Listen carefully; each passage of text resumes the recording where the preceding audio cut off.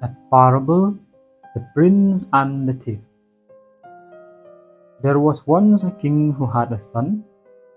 The prince was just and good like his father. However, he knew nothing whatsoever of the condition of his people, how they lived and what they needed, because he lived in the palace and rarely saw any of the common people.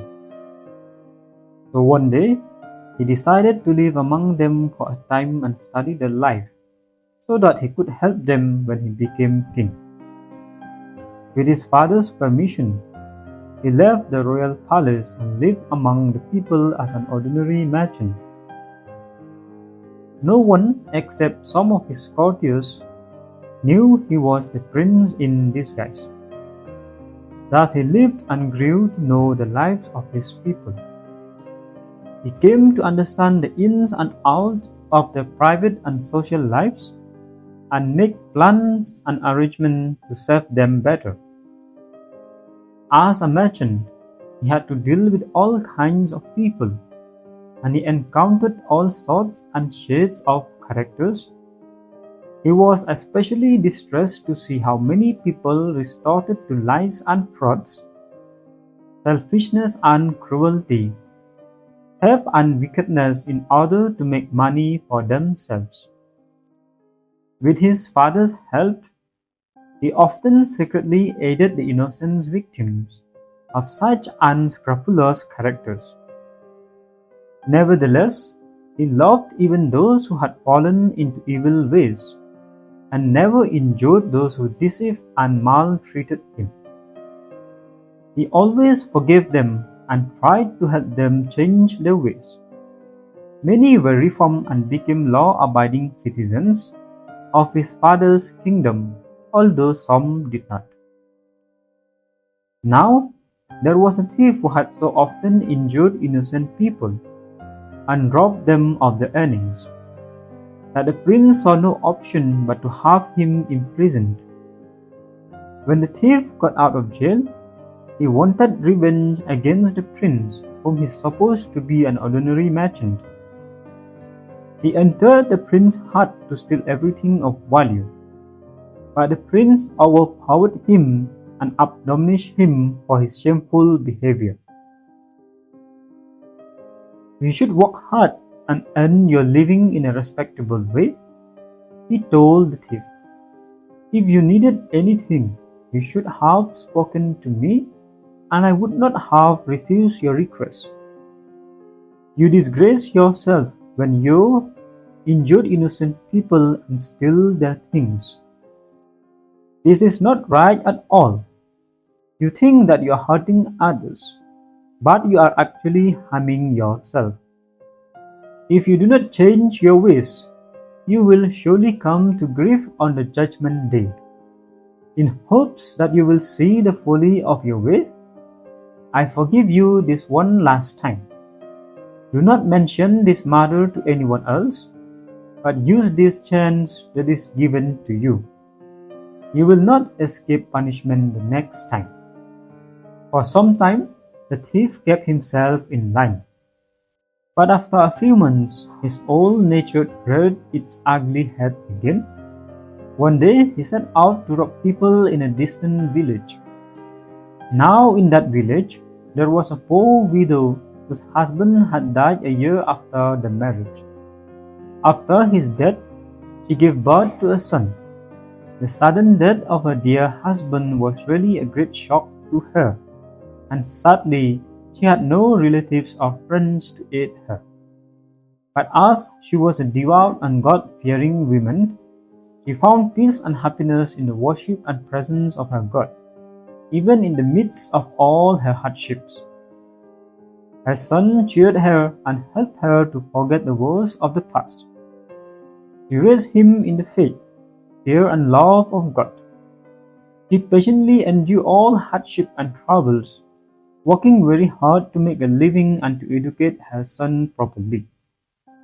In her need, she faced many trials and temptations and bravely overcome them all.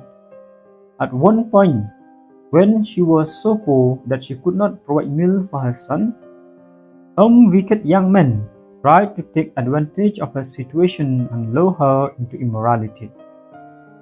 But she watched and prayed, and through God's help, she remained faithful to what she knew was right. In time, the widow's son grew to manhood and secured a good post in the city.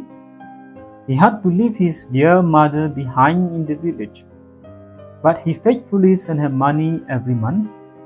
At the time of the story, the son had just returned to visit his mother after 2 years absent.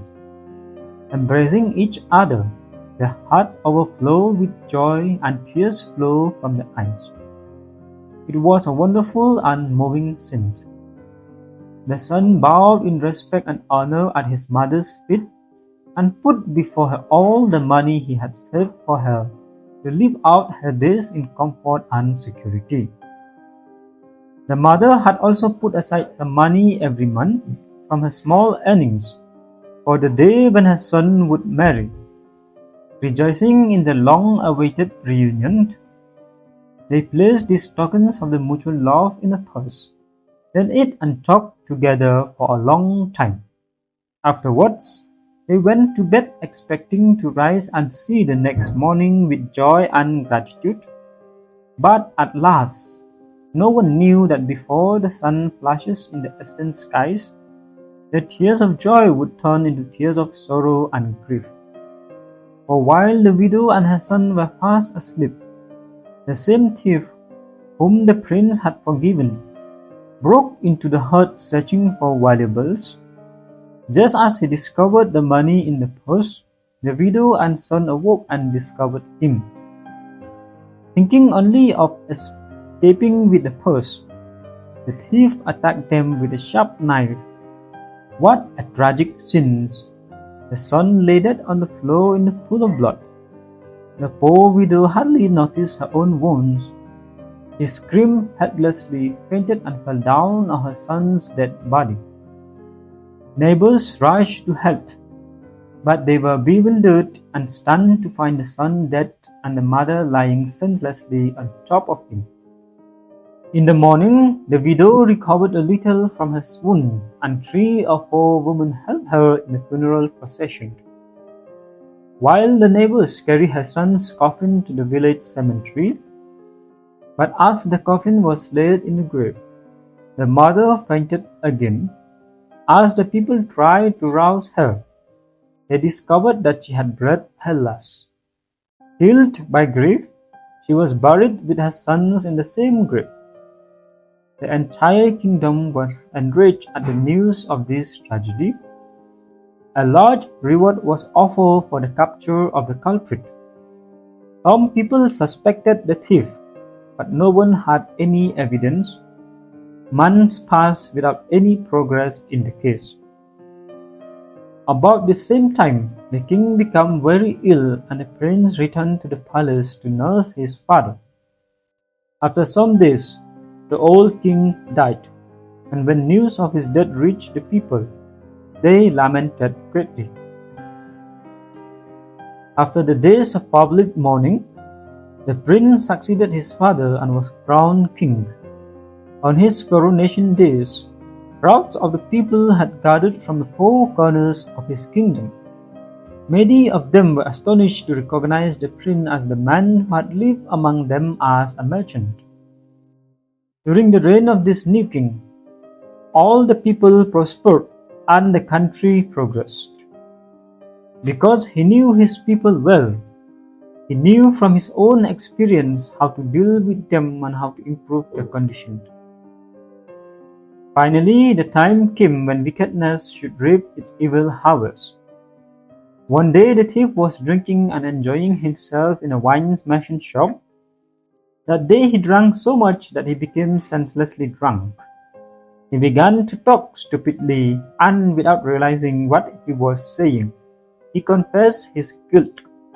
I killed the widow's son with his money and enjoy life. Now I defy any man who dares to catch me. He had hardly finished speaking when he was arrested and put in jail. After he came to his senses, he regretted his stupidity and unsuccessfully tried many tricks to escape his fate. The next day he appeared in the court of a magistrate, but because of the seriousness of the offense, the magistrate sent his case to the king. As soon as the thief saw the king, he turned white as a ghost. He knew it would be useless for him to try and talk his way out of anything, for he at once recognized the king as a merchant who had taken pity on him. The king asked him, "Do you recognize me?" "Yes, your majesty," the thief replied. Then the king asked further, "Do you wish to defend yourself?" "No, your majesty," he said. The king added, "Look here, I admonished you repeatedly years ago and had forgiven you. I gave you ample time to reform and become a good and law-abiding citizen. But you did not listen. You wasted all your precious opportunity, and now your sin has found you out.